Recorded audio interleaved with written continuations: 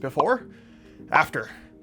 This is a card we made using the 5 golden rules of game cards graphic design. It might not look like much, but that's because this is only our second pass at cards to help our prototype just look a little bit nicer. Art comes much later in the process. But until then, we're doing the most important thing for our game. Playtesting, and playtesting some more. Which is the best time to get feedback on our cards layout. I've spent the last 10 years designing games. I've designed a lot of cards. A lot of which weren't worth saving. But here's a card I designed back in 2015. Can you pick out all the flaws? There actually is a method to designing an aesthetically pleasing card that has all the information your players need while looking nice. So how do you do that?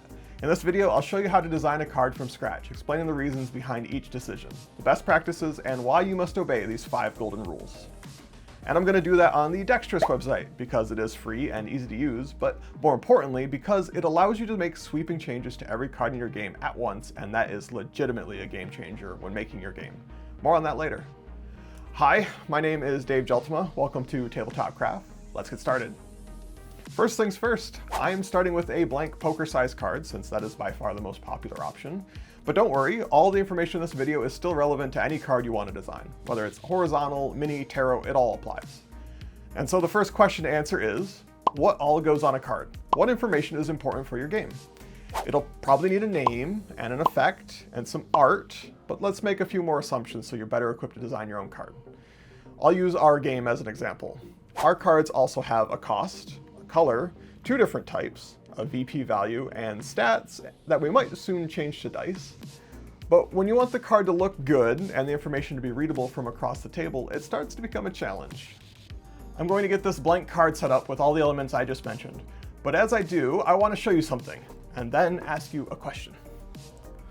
I have had this hanging on my wall for a few years now.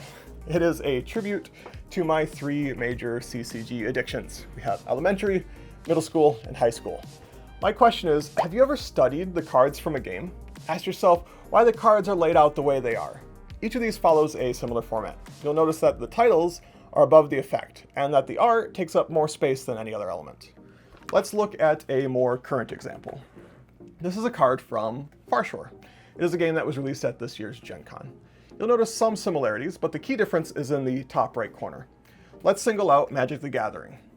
Its cards are a prime example of breaking the first golden rule. It is well known for breaking what has become conventional wisdom at this point, because its cards were designed before it became conventional wisdom. To explain this, here is a hand of cards that you might typically see when playing. The most important information to compare among cards at a glance is their cost, which is completely hidden when fanned out in your hand. When designing your cards, consider what might get covered up. But cards in the hand aren't the only way that things can get covered up. Here are a few example cards from our game. Ignore that one, I forgot to tell them the right size of paper. Whoops. We have a mechanic in our game where you can stack cards to repeatedly get their effect. By placing this one on top, it activates everything in a chain until the new card activates. We need to be mindful that the types remain visible, because other cards reference them.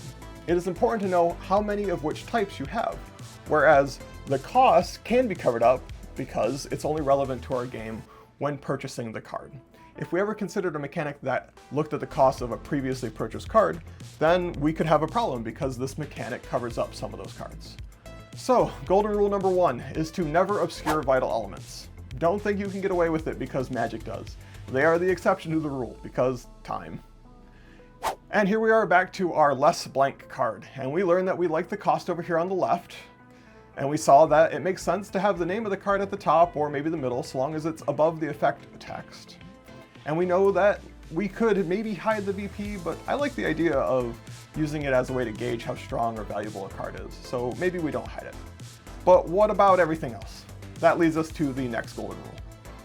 Here is an example card that follows the second golden rule. I stole this example from Matt Paquette. Sorry if I butchered your name. From a blog post of his from 5 years ago. I like this card because it is something that I would consider non-standard, but still exemplifies golden rule number 2. What information is most important to your players? When I look at this monster card from Arkham Horror, the card game, the information is presented in a way that flows. My eye starts at the top, with the name and the 3 numbers. Next, the bold text catches my eye, and finally the text in the center. But then I realize I almost missed the 3 small icons in the card type underneath that text. Each of these elements is presented in a specific order, from most important to least by its position on the card and the size of the element. Let's go back to my framed example of the Yu-Gi-Oh card.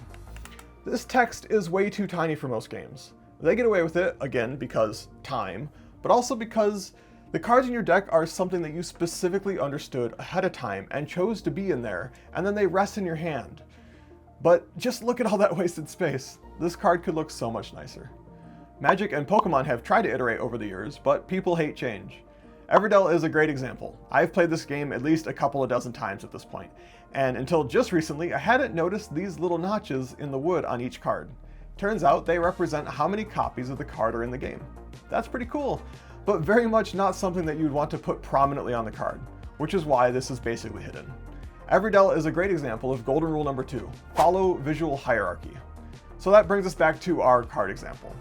We know that the most important or primary elements are typically placed at the top or forefront, making them more prominent and easily accessible, while less important or secondary elements are placed in the lower levels or layers.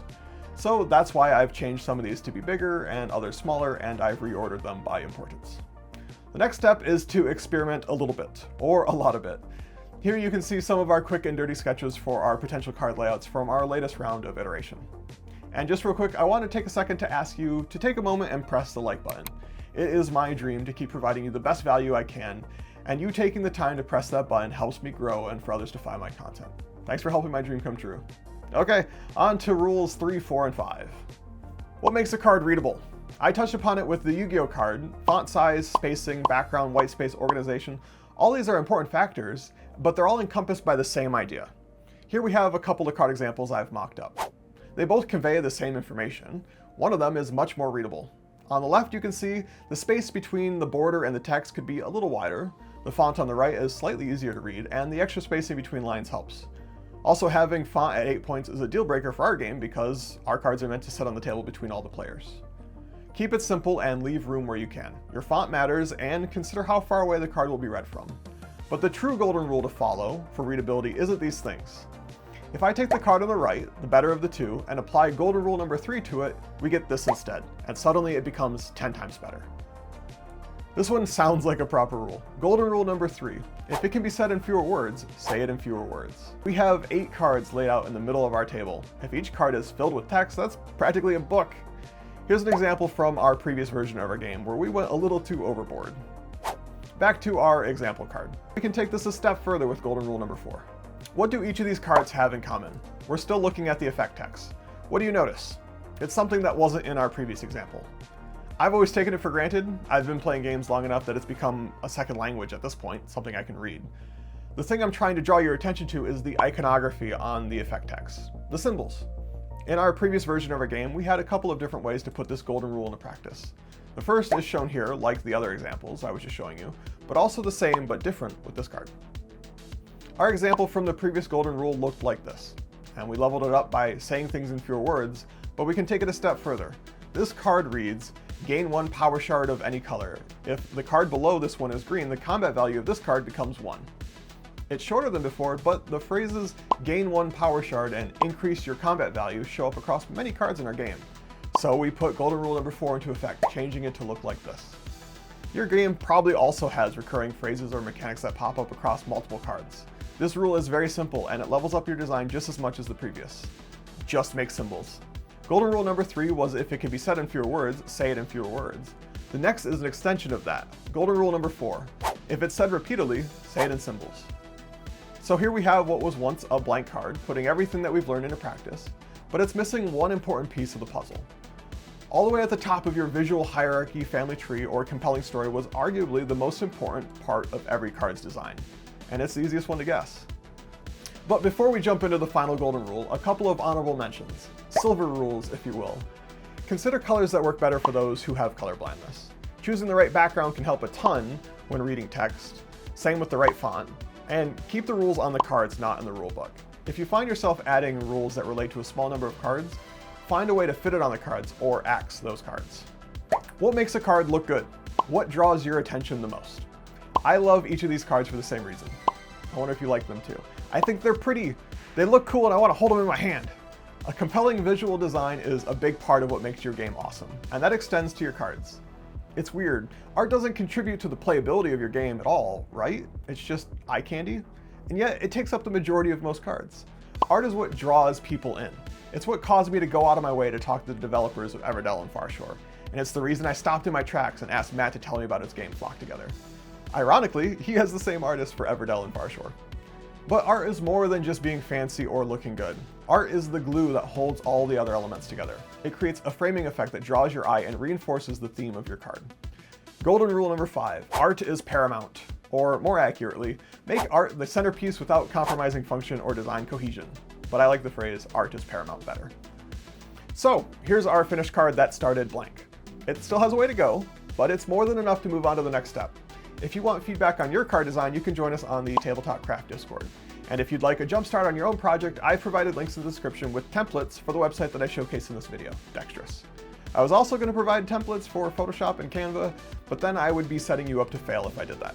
Seriously, don't design your cards that way. I've got something better for you. Don't waste your time making changes to each card individually. Don't waste your time and money printing them out each time you make a change. You're going to need to playtest, and playtest some more. And I cover the best method to rapidly prototype and playtest your game in this video. I said I was serious and I meant it. This is a game changer. My name is Dave Jeltema. I hope you learned something, and I'll see you in that video.